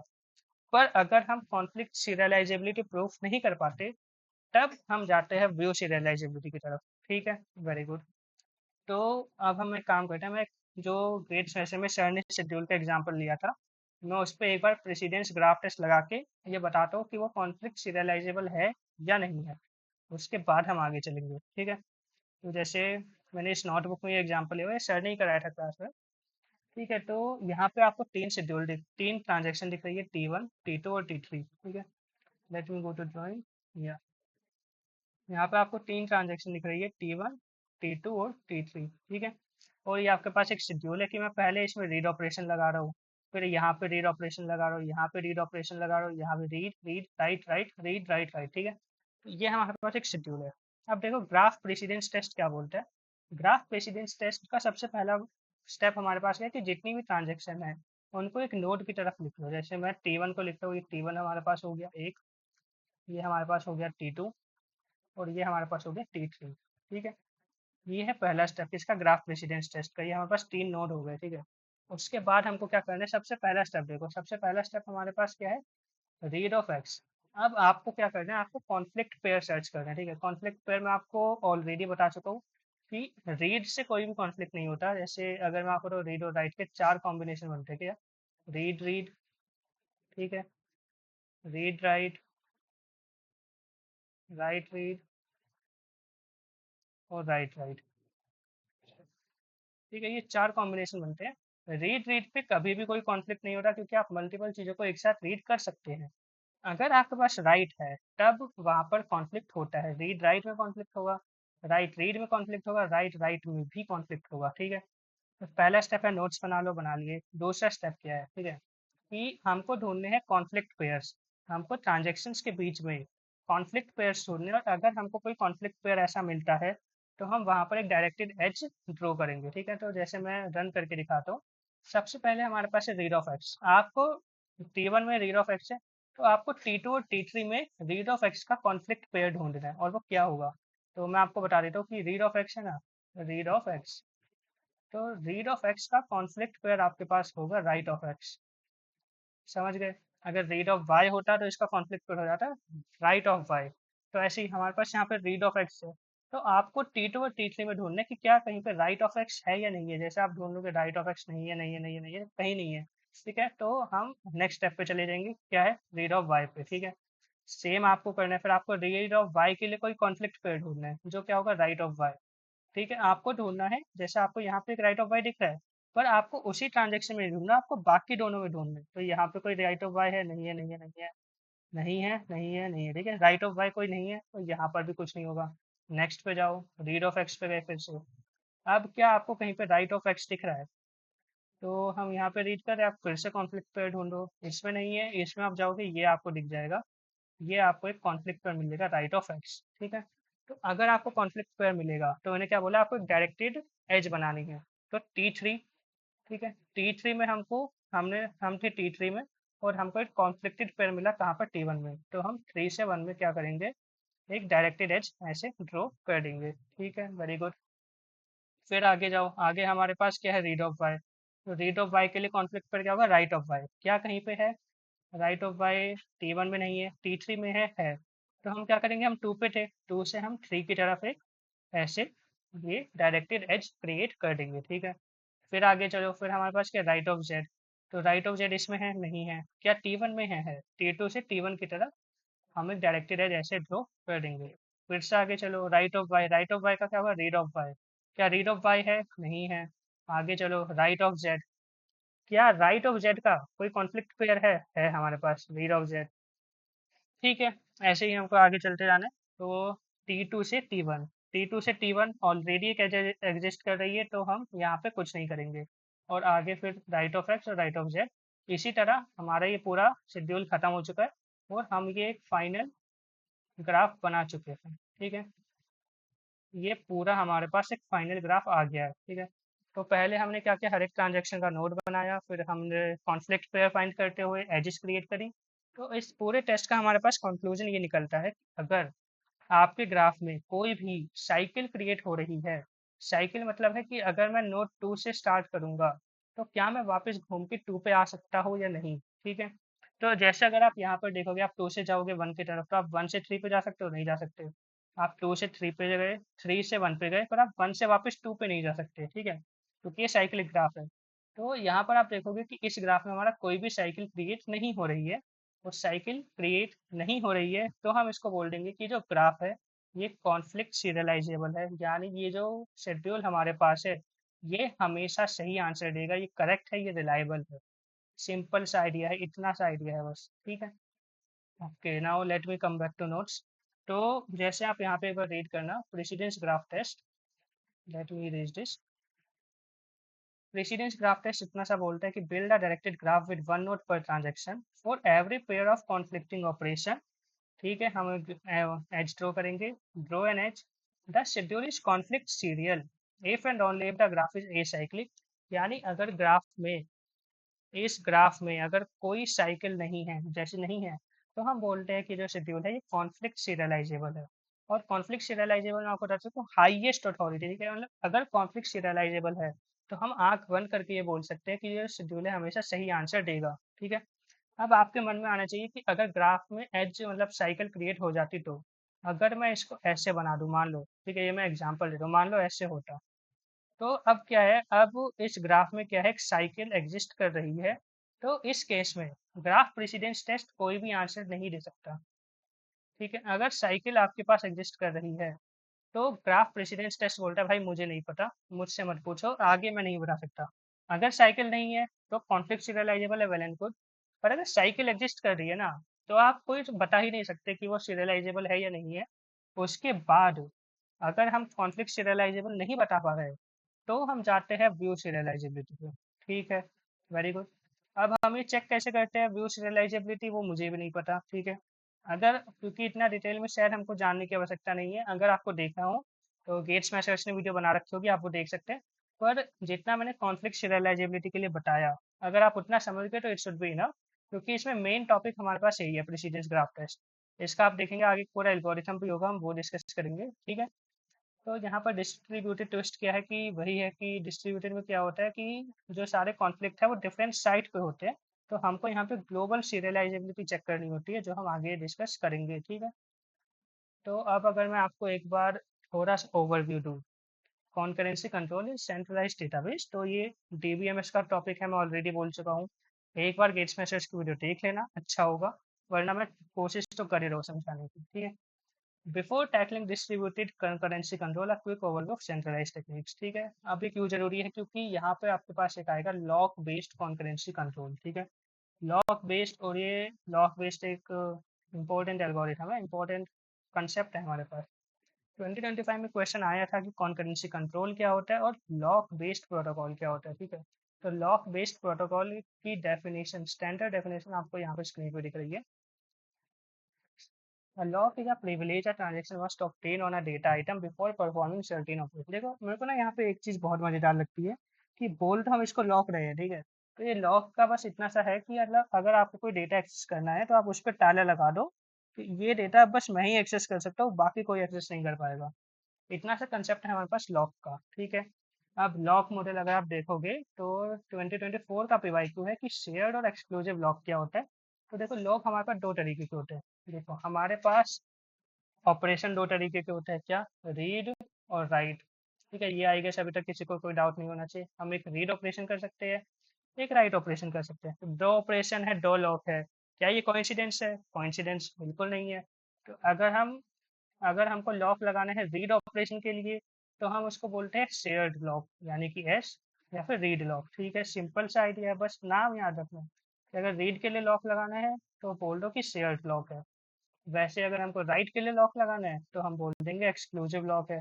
तो अब यहाँ पे नाम से आप मतलब समझो, एक्सक्लूसिव लॉक का मतलब क्या है कि एक टाइम पे कोई एक ही बंदा इस लॉक को होल्ड कर सकता है। यानी एक टाइम पे अगर आपको राइट ऑपरेशन परफॉर्म करना है तो वो सिर्फ एक ही ट्रांजेक्शन परफॉर्म कर सकती है। इसका क्या मतलब है कि वहाँ पे कोई कॉन्फ्लिक्ट नहीं होगा, क्योंकि समझो अगर एक टाइम पे multiple transaction write operation perform कर पाए तो मैं आपको बता चुका हूँ कि राइट राइट में क्या होगा, कॉन्फ्लिक्ट होगा। पर मैंने बोल दिया कि भाई एक्सक्लूसिव लॉक है, ठीक है, एक बारी में बस एक ही ट्रांजेक्शन ले सकती है इसे। तो मैंने क्या बोल दिया, उसको रिस्ट्रिक्ट कर दिया कि एक ही ट्रांजेक्शन पे मिलेगा, एक्सक्लूसिव लॉक है। तो इसका मतलब क्या, वहाँ पे हमने कॉन्फ्लिक्ट की प्रोबेबिलिटी को खत्म कर दिया कि भाई एक टाइम पे एक ही ट्रांजेक्शन राइट करेगी। शेयर्ड लॉक का मतलब क्या कि मल्टीपल ट्रांजेक्शन इस लॉक को सेम टाइम पे होल्ड कर सकती है। अगेन मैं बता चुका हूँ कि मल्टीपल लोग अगर सेम अकाउंट बैलेंस को बार बार रीड करेंगे तो वहां पर कोई कॉन्फ्लिक्ट क्रिएट नहीं होता है, इसलिए इसका नाम है शेयर्ड लॉक, ठीक है, वेरी गुड। अब हम आगे चलते हैं। तो ये आपको एक कंपैटिबिलिटी मैट्रिक्स दिख रही होगी, ये भी हो सकता है कहीं भी पूछ ले, इसलिए मैंने बना रखी है। तो देखो एक ट्रांजेक्शन है, वो ये रिक्वेस्ट कर रही है शेयर्ड लॉक और एक्सक्लूसिव लॉक, और ये लॉक है जो किसी दूसरी ट्रांजेक्शन के पास है। तो अगर एस लॉक, शेयर्ड लॉक किसी और ट्रांजेक्शन के पास है और कोई अगर रिक्वेस्ट कर रहा है तो क्या हम उसको देंगे? हाँ, हम उसको दे देंगे। पर अगर अम, किसी के पास कोई राइट की वो है, क्या राइट लॉक है, किसी के पास एक्सक्लूसिव लॉक है कि भाई मैं तो राइट कर रहा हूँ, तब क्या आप उसको शेयर्ड लॉक दोगे? आप नहीं दोगे। क्यों नहीं दोगे? क्योंकि याद करो मैं आपको कॉन्फ्लिक्ट पेयर ऑलरेडी बता चुका हूँ, रीड राइट, ये भी एक कॉन्फ्लिक्ट पेयर है। तो एक्सक्लूसिव लॉक ऐसी चीज़ है ना कि मतलब किसी ट्रांजेक्शन के पास बस एक एक्स लॉक ही हो सकता है। अगर उसके पास एक्सक्लूसिव लॉक है तो उसको शेयर्ड लॉक नहीं मिलेगा। क्यों? क्योंकि रीड राइट भी एक कॉन्फ्लिक्ट पेयर है। याद रखो, कंपेटिबिलिटी मैट्रिक्स में सिर्फ एक ही यस आता है, ये बाकी सारे नो है। ठीक है, इतना याद रखना है। अच्छा हाँ, वैसे आप ये भी एक समझ सकते हो कि जैसे हेल्प बाय अदर ट्रांजेक्शन, किसी भी ट्रांजेक्शन के पास अगर एक्सक्लूसिव लॉक नहीं है तो उसने रिक्वेस्ट करा है शेयर लॉक, तो क्या उसको मिल जाएगा? उसको मिल जाएगा। ठीक है, वही बात है। हेल्प बाय अदर ट्रांजेक्शन की जगह एस नहीं है, वो एक्स कर रहा है तो उसको मिल जाएगा। ठीक है, सिंपल सा वही आइडिया। नेक्स्ट हमारे पास आता है टू फेज लॉकिंग प्रोटोकॉल। ठीक है, टू फेज लॉकिंग प्रोटोकॉल। अब ये टू फेज लॉकिंग क्या बोलते हैं? हमने देखो एक पढ़ा था फोर्थ यूनिट में, टू फेज कमिट प्रोटोकॉल, वो अलग है और ये अलग है। दोनों का आपस में कोई रिलेशन नहीं है। ठीक है, कंफ्यूज मत होना, दोनों इंपॉर्टेंट है। पर टू फेज कमिट ज़्यादा इंपॉर्टेंट है अगर मैं बोलूँ तो। ठीक है, टू फेज लॉकिंग प्रोटोकॉल, इसका नाम है 2PL। फिर से यहाँ पे दो फेज है तो यहाँ पे दो फेज होंगे। पहले को हम बोलते हैं ग्रोइंग फेज और दूसरे फेज को हम बोलते हैं श्रिंकिंग फेज। ठीक है, देखो इसका आइडिया बहुत सिंपल है। ये बस इतना सा बोलता है कि अगर आपने कोई एक लॉक को एक्वायर कर लिया है तो उसके बाद आप सारे बस एक्वायर ही कर सकते हो। ठीक है, और अगर आपने कोई एक लॉक रिलीज कर दिया तो उसके बाद आपको सारे रिलीज करने पड़ेंगे। अगर मैं इसकी डेफिनेशन पढूँ तो ये प्रोटोकॉल रिक्वायर है कि एवरी ट्रांजेक्शन एक तो पहले के सारे लॉक को एक्वायर करेगा बिफोर रिलीजिंग एनी लॉक, और अगर उसने एक बार रिलीज करना स्टार्ट कर दिया तो उसको सारे रिलीज करने पड़ेंगे, फिर वो एक्वायर नहीं कर पाएगा। ठीक है, तो इसलिए हमने इसको दो फेज में डिवाइड कर दिया कि पहला क्या है, वो सारे के सारे लॉक एक्वायर करेगा, तो इसको हमने बोल दिया ग्रोइंग फेज, कि लॉक को जमा कर रहा है। और दूसरा हमने बोल दिया श्रिंकिंग फेज, की लॉक को रिलीज कर रहा है। बस इतना सा आइडिया हमारे पास टू फेज लॉकिंग का। ठीक है, वाइट वर्क्स ये काम क्यों करता है? क्योंकि एक थ्योरम है कि कोई भी शेड्यूल अगर आप टू फेज लॉकिंग से बनाओगे तो वो कॉन्फ्लिक्ट सीरियलाइजेबल होगा। और कॉन्फ्लिक्ट सीरियलाइजेबल की बात हम ऑलरेडी कर चुके हैं कि अगर कोई शेड्यूल कॉन्फ्लिक्ट सीरियलाइजेबल है, मतलब वो हमेशा करेक्ट कंसिस्टेंट रिजल्ट प्रोवाइड करेगा। ठीक है, वेरी गुड। तो इसके कुछ वेरिएंट सोर्सेस ऐसे टू बेसिक 2PL की बात हमने ऊपर कर ली कि आप पहले सारे एक्वायर करो फिर सारे रिलीज करना। ठीक है, पर यहाँ पे कोई दिक्कत हो सकती है। जैसे यहाँ पर एक दिक्कत क्या होती है, अगर आपने ऑपरेटिंग सिस्टम आपको याद हो रहा हो तो यहाँ पे डेडलॉक की सिचुएशन क्रिएट हो सकती है कि एक लॉक मान लो इसको चाहिए पर वो किसी और ट्रांजेक्शन के पास हो। तो बेसिक 2PL में ना क्या दिक्कत है कि एक हमारे पास डेडलॉक की प्रॉब्लम रहती है कि यहाँ पे डेडलॉक की कंडीशन अगर हो सकती है। तो इसी चीज़ को, ठीक है, इसी चीज़ को ठीक करने के लिए फिर हमारे पास आता है स्ट्रिक्ट टू फेज लॉक। ठीक है, स्ट्रिक्ट 2PL कि ऑल एक्स यानी एक्सक्लूसिव लॉक जितने भी है वो हेल्ड करे जाते हैं जब तक कमिट या अबॉर्ट नहीं हो जाता। अच्छा, ये एक अलग चीज़ है, प्रिवेंट कैस्केडिंग, ये दी गई, ये एक अलग चीज़ है थोड़ी सी। अब मैं आपको इसके लिए, मेरे को पहले समझाना पड़ेगा कैस्केडिंग अबॉर्ट क्या होता है, तो समझो। ठीक है, समझते हैं। All x locks held until commit abort. Okay, तो मान लो एक ट्रांजेक्शन है। ठीक है, उसके पास एक एक्स लॉक है। ठीक है, उसने कोई एक्स लॉक किया, उसने अपना मतलब राइट ऑपरेशन करना था, उसने अपना राइट ऑपरेशन परफॉर्म किया, एक वैल्यू को अपडेट कर दिया। ठीक है, फिर उसने क्या किया, इस लॉक को रिलीज कर दिया और ये लॉक अब किसी और ट्रांजेक्शन T2 ने एक्वायर कर लिया। ठीक है, तो अब यहाँ पे क्या होगा? अब यहाँ पे ये होगा क्योंकि इसने कमिट करने से पहले ही लॉक को रिलीज कर दिया और वो लॉक अब किसी और ट्रांजेक्शन ने ले लिया। ठीक है, तो वहां पर क्या होगा, अब ये जो है अभी किसी और पे जाके काम करेगी, तो वहां पे वो कुछ और अपडेट करेगी। ठीक है, तो मैंने क्या बोला कि उसने कमिट करने से पहले ही लॉक रिलीज कर दिया। अब अगर ये ट्रांजेक्शन गलती से फेल हो जाती है तो यहाँ पे क्या होगा, हमने जो भी अपडेट किया था वो हमको चेंज करना पड़ेगा। ठीक है, अब क्योंकि ट्रांजेक्शन 2 ने उसी लॉक को लेके कहीं और अपडेट करा, तो हो सकता है कि ये रिजल्ट भी गलत हो क्योंकि वो ट्रांजेक्शन तो अबॉर्ट हो गई। ये हो सकता है प्रीवियस डेटा हो, तो हमको इसको भी जाके हमको वो करना पड़ेगा, अबॉर्ट करना पड़ेगा। तो इसी को हम बोलते हैं कैस्केडिंग अबॉर्ट। कैस्केडिंग अबॉर्ट का मतलब है क्योंकि एक ट्रांजेक्शन से हमारे पास शुरू होता है पर वो अबॉर्ट हुई, तो इसलिए दूसरी ट्रांजेक्शन ने एक्वायर करा, उसको भी अबॉर्ट करना पड़ेगा। ये हमारे पास कंडीशन है किसकी, कैस्केडिंग अबॉर्ट की।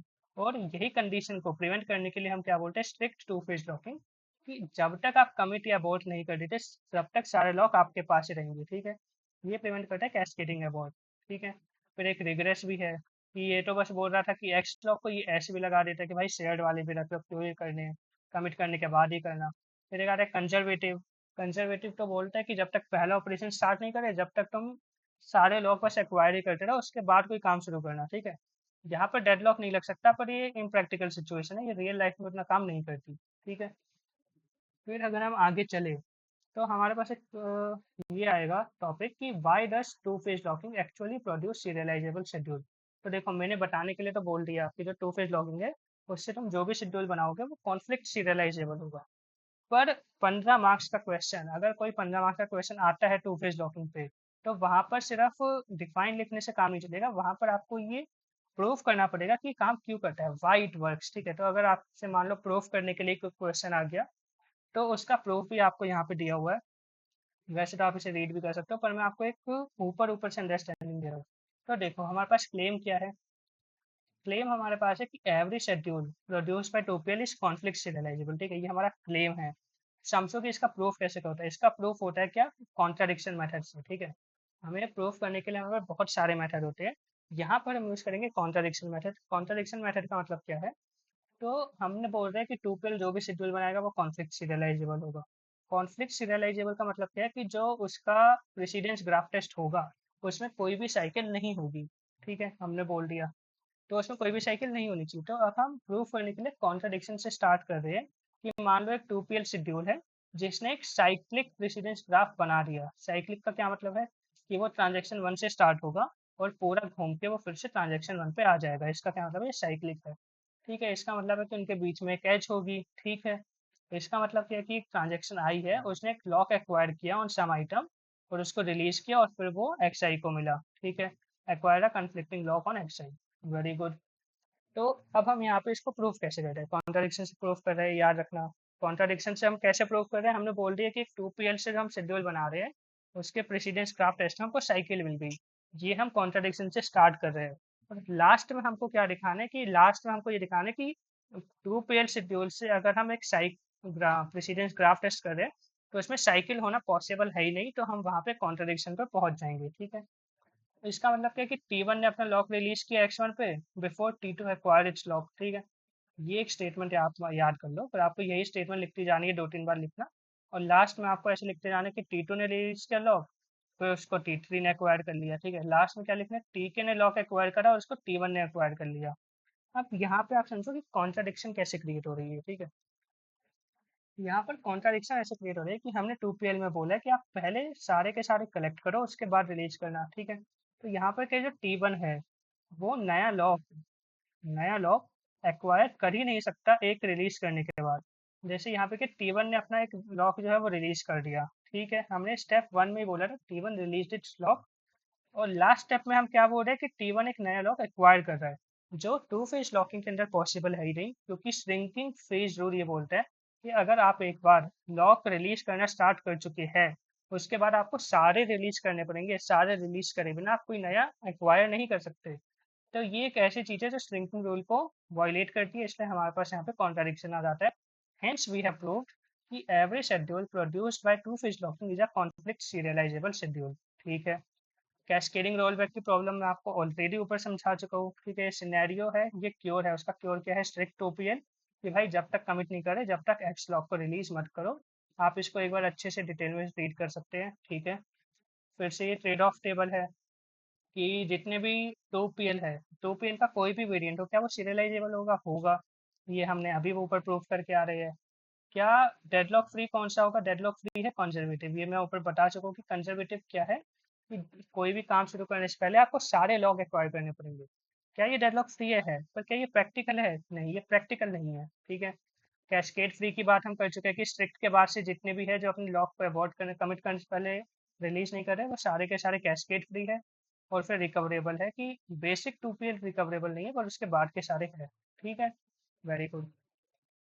फिर एक लास्ट चीज हमारे पास आ रही है, multi granularity locking with intention lock. तो देखो ये चीज बस इधर इसलिए क्योंकि मैं कुछ छोड़ना नहीं चाह रहा ना। ये तुम्हें सिलेबस में उतना ज़्यादा जानने की जरूरत नहीं है, क्योंकि ये एक्चुअली पार्ट है डेटाबेस मैनेजमेंट सिस्टम का। पर मैंने सोचा कि जब कवर कर ही रहे हैं तो इसको भी थोड़ा सा एक छोटा सा पार्ट डाल देते हैं। ठीक है, तो आप एक बात समझो, जैसे डेटाबेस में क्या होता है ना कि हम एक टेबल पे काम कर रहे हैं। टेबल, सबसे पहले तो हम डेटाबेस पे काम कर रहे हैं। ठीक है, ये डेटाबेस के अंदर हमारे पास 4 टेबल है मान लो। ठीक है, 4 टेबल है, हायरार्की में आओ, टेबल डेटाबेस, डेटाबेस से तुम टेबल पे आए एक टेबल पे, और टेबल से तुम आए एक रो पे। ठीक है, तो ये 3 तुम्हारे पास हायरार्की है, डेटाबेस, टेबल और रो। ठीक है, अब हमने क्या बोला कि एक्स लॉक है, एक्स लॉक हो गया या फिर एस लॉक हो गया। तो इसका मतलब कि तुम किसी एक लॉक, एक रो पे, किसी एक टपल पे तुम लॉक लगा सकते हो। पर ये टेबल को कैसे पता चलेगा? मान लो कोई ट्रांजैक्शन टेबल पे लॉक लगा रखा है, तो उसको कैसे पता चलेगा कि एक टेबल की एक रो ऐसी है जो अभी कोई दूसरी ट्रांजैक्शन एक्सेस कर रही है? तो ये उसको पता नहीं चलता, यहाँ पे एक प्रॉब्लम है। यहाँ पे हो सकता है कंसिस्टेंसी इशू आ जाए। तो ये बताने के लिए हमने कुछ नए लॉक को इन्वेंट किया, इंट्रोड्यूस किया बोल सकते हो। 3 new lock modes: intention shared, intention exclusive और शेयर्ड प्लस इंटेंशन एक्सक्लूसिव। तो इसका मतलब कुछ नहीं है, इंटेंशन शेयर का बस ये मतलब है कि हम ऊपर वाले को ऐसे मतलब इन्फॉर्म कर रहे हैं। मतलब अगर हमारे पास, हम लोग पहले क्या करेंगे कि अगर किसी को एक रो के अंदर कोई मान लो शेयर्ड लॉक लगाना है, तो हम पहले क्या करेंगे, हम जाके टेबल को इन्फॉर्म करेंगे कि हम टेबल पे एक आई एस लॉक लगाएंगे। आई एस लॉक का मतलब है कि हम टेबल को इन्फॉर्म कर रहे हैं कि मैं अंदर जाके तुम्हारी एक रो पे एक्स का लॉक, एक एस का लॉक लगाने वाला हूँ, बस इतनी सी बात है, ठीक है। एस आई एस का मतलब कि अगर तुमने टेबल पे आई एस लॉक लगाया है, इसका मतलब है कि तुम अंदर जाके उसके किसी रो पे एस लॉक लगाने वाले हो। सेम अगर आई एक्स लॉक लगाया है, तो इसका मतलब तुम आगे जाके किसी रो पे एक्स लॉक लगाने वाले हो। सिंपल सी चीज़ है, ठीक है, सिंपल है। फिर वहाँ पे तुमको एक फुल कंपैटिबिलिटी मैट्रिक्स मिल जाएगी। सिंपल है, इसमें नया कुछ नहीं है और इतना डीप में जानने की जरूरत भी नहीं है। फिर वही है serialisability theory. The correctness criteria for concurrency control is serialisability. और सीरियलाइजेबिलिटी नाउ आई गेस हम बहुत डिटेल में डिस्कस कर चुके हैं, ठीक है। A schedule of concurrent transaction must be equivalent to some serial schedule of those same transaction, ये भी मैं बता चुका हूँ। दो फॉर्मुलाइजेशंस है, कॉन्फ्लिक्ट सीरियलाइजेबिलिटी और उसकी एक प्रैक्टिकल डेफिनेशन आपको यहाँ पे मिल जाएगी। फिर ये एक हमारे पास है प्रिसीडेंस ग्राफ एल्गोरिथम। मैंने आगे बताया था कि इसका पूरा एल्गोरिथम भी है जो हमने काम करा है। ये जो पूरा काम हमने किया था, ये वही सेम चीज़ लिखी हुई है थोड़े प्रैक्टिकल शब्दों में, ठीक है। हमने इसका बता दिया, इनपुट बता दिया कि एक शेड्यूल है एस ओवर ट्रांजेक्शन T1 से Tn। हमको आउटपुट क्या चाहिए कि इस कॉन्फ्लिक्ट सीरियलाइजेबल है या नहीं है। तो स्टेप 1 क्या है, डायरेक्टेड ग्राफ हम बनाते हैं, 1 नोड पर ट्रांजेक्शन, और कॉन्फ्लिक्ट पेयर है तो हम वहाँ पे एक एज थ्रो कर देंगे। स्टेप 2 क्या है कि एक साइकिल डिटेक्शन एल्गोरिथम रन करो कि साइकिल बताने के लिए, कि वो ग्राफ तो छोटा सा था, हमने आंखों से बता दिया, पर वैसे तुमको एक एल्गोरिथम रन करना पड़ेगा साइकिल डिटेक्शन के लिए, ठीक है। फिर वही बात है कि अगर साइकिल नहीं, अगर ए साइक्लिक है तो वो कॉन्फ्लिक्ट सीरियलाइजेबल है। पर अगर साइकिल एग्जिस्ट कर रही है तो हम नहीं बता सकते कि वो सीरियलाइजेबल होगा या नहीं होगा। फिर हमको व्यू सीरियलाइजेबिलिटी पे जाना पड़ेगा, ठीक है। व्यू सीरियलाइजेबिलिटी कैसे बताते हैं वो मुझे भी नहीं पता, वो तुम सर की वीडियो देख लेना अगर समझ जाओ तो। तो यहाँ पे तुमको एक वर्कड एग्जांपल दिखा होगा किसका, ग्राफ वाले का, ये मैं ऑलरेडी तुम्हें बता चुका हूँ, अच्छा एग्जांपल दे चुका हूँ इससे, ठीक है। ये एक view serialisability again theoretical definition है, क्योंकि व्यू सीरियलाइजेबिलिटी में इतनी अंदर जाने का कोई मतलब नहीं बनता, ठीक है, कोई नहीं जाता है। In practice every DBMS implements conflict serialisability, क्योंकि वही है। टेस्टिंग व्यू सीरियलाइजेबिलिटी में कोई क्यों नहीं जा रहा, क्योंकि एक एनपी कंप्लीट प्रॉब्लम है, एनपी कंप्लीट इन जनरल, इसलिए कोई इतना बताता भी नहीं है और तुमको इतना डीप में जाने की अभी ज़रूरत है भी नहीं, ठीक है। तो एसक्यूएल आइसोलेशन लेवल की हम बात कर चुके हैं, dirty read, non repeatable read और फैंटम रीड, ठीक है, इसकी हम बात कर चुके हैं। और फाइनली अगर हम देखें एनोमली टू लेवल मैपिंग, ये भी हम कर चुके हैं, ये सेम टेबल रिपीट हुआ है, ठीक है। और how lock implement these level, ये भी हम बात कर चुके हैं रीड एंड कमिटेड पे, ठीक है। तो बस the phantom problem require predicate lock और range lock to prevent the regular locks of an instance, ठीक है, इसकी कोई तुम्हें इतनी जरूरत नहीं है। और इसमें भी तुमको मतलब ज़्यादा घुसने की जरूरत नहीं है, एक बार चाहो तो रीड कर लेना, वरना जो मेन आइडिया है वो हम ऑलरेडी डिस्कस कर चुके हैं, ठीक है। तो बस इस वीडियो के लिए इतना ही। अगर मैं इस वीडियो का एक छोटा सा रिकैप दे देता हूँ, नेक्स्ट वीडियो में हम स्टार्ट करेंगे कॉन्करेंसी कंट्रोल इन डिस्ट्रीब्यूटेड डेटाबेस से, ठीक है। तो अगर मैं एक रिकैप देना चाहूँ, छोटा सा 2-3 मिनट में एक रिकैप लेते हैं पूरा कि हमने इस वीडियो में क्या स्टडी करा है, ठीक है। हमने स्टार्ट किया था ट्रांजैक्शन मैनेजमेंट से। मैंने तुमको एक एग्जांपल दिया था यूपीआई का कि तुम 100 रुपये तुम्हारे बैंक अकाउंट में, तुम उसका ट्रांसफर कर रहे हो किसी और पर्सन को। तो ये पूरा जो काम है ये 2 स्टेप में हो रहा है। वैसे तो 3 में हो रहा है, पर 2 स्टेप में मैंने बताया था कि पहले तुम्हारे अकाउंट से पैसे कटेंगे, फिर सामने वाले के अकाउंट में पैसे जाएंगे। तो इसको मैंने बताया था ये एक ट्रांजेक्शन है कि या तो सारा काम एक साथ होगा या कुछ नहीं होगा। फिर हमने डिस्कस करे थे goal of transaction management, reliable, concurrency, consistent, याद रखना। एसिड, एसिड की ये 4 चीज़ें तुमको याद रखनी है। कैरेक्टरिस्टिक ऑफ ट्रांजेक्शन तो सिंपल है, हम ऑलरेडी बात कर चुके हैं। टैक्सोनॉमी मैंने तुमको अच्छे से समझा दिया था कि एक तो ये पूरा जो फ्लो चार्ट है वो याद रखना, और इनके बारे में एक एक दो दो लाइनें तुम याद रखोगे हो जाएगा। मैंने तुमको बस ये बताया था कि इंपॉर्टेंट इसमें ये है ओपन नेस्टेड सागास वाला, क्योंकि इसमें हमारे पास आता है कंपेंसेटरी ट्रांजेक्शन। बाकी सब में तो हम रोल बैक ही कर रहे हैं, ठीक है। तो उसमें भी ज़्यादा फिर ये डर्टी फर्ज और फैंटम रीड में बता चुका हूँ, ये 2023 का प्रीवाई क्यों है, तो इसको देख लेना। मैपिंग भी मैंने समझा दी थी। सीरियलाइजेबिलिटी, ये पूरा शेड्यूल क्या होता है, सीरियल शेड्यूल क्या होता है, सीरियलाइजेबल क्या होता है, ये भी मैंने अच्छे से समझा दिया। पूरा प्रेसिडेंस ग्राफ टेस्ट का एक एग्जांपल लेके वो भी समझा दिया, ठीक है। Concurrency control, lock based current concurrency control 2PL, वो भी हो चुके हैं, हम डिस्कस कर चुके हैं पूरा। दो फेज इसके कौन कौन से होता है, ग्रोइंग फेज, जिसमें अगर इसने एक्वायर करना स्टार्ट कर दिया तो ये बस एक्वायर ही कर सकता है। और श्रिंकिंग फेज की अगर एक बार इसने रिलीज करना स्टार्ट कर दिया तो ये रिलीज ही कर सकता है। फिर ऐसा नहीं कर सकता कि चलो पहले एक्वायर कर लिया, फिर रिलीज कर दिया, फिर एक और एक्वायर करा, एक और एक्वायर करा, फिर रिलीज करा, फिर एक और एक्वायर करा। तो ये काम यहाँ नहीं हो सकता, ठीक है। पहला है ग्रोइंग फेज, दूसरा है श्रिंकिंग फेज। फिर हमने प्रूव किया कि average schedule produce bye 2 pair is conflict serialisable. ये प्रूफ एक बार ध्यान में रखना, हम यहाँ पे कॉन्ट्रडिक्शन से प्रूफ कर रहे हैं। हमने यहाँ पर ये एज्यूम कर लिया कि 2PL के जो ग्राफ बनेगा, ग्राफ प्रेसिडेंस टेस्ट में, उसमें एक साइकिल होगी। फिर हमने लास्ट में जाके ये प्रूव करा कि पहले हमने बोला T1 ने लॉक रिलीज कर दिया, लास्ट में हम जाके बोले कि T1 लॉक एक्वायर करेगा, जो एक वायलेशन है स्ट्रिंगिंग फेज रूल का। तो हमने यहाँ पे बोल दिया कि एक कॉन्ट्रडिक्शन है, ठीक है। कैस्केडिंग रोल बैक प्रॉब्लम हम डिस्कस कर चुके हैं, ये पढ़ लेना, इसका क्योर है स्ट्रिक्ट 2PL, ये भी हम डिस्कस कर चुके हैं। तो बस इसी के साथ एक बार ये पूरा एल्गोरिथम अच्छे से देख लेना। तो इसी के साथ ये वीडियो ख़त्म होती है। फिर अब बस एक वीडियो बची है कॉन्करेंसी कंट्रोल के ऊपर, उसके बाद ये पूरा सिलेबस हमारा ख़त्म हो जाएगा, ठीक है। Bye bye.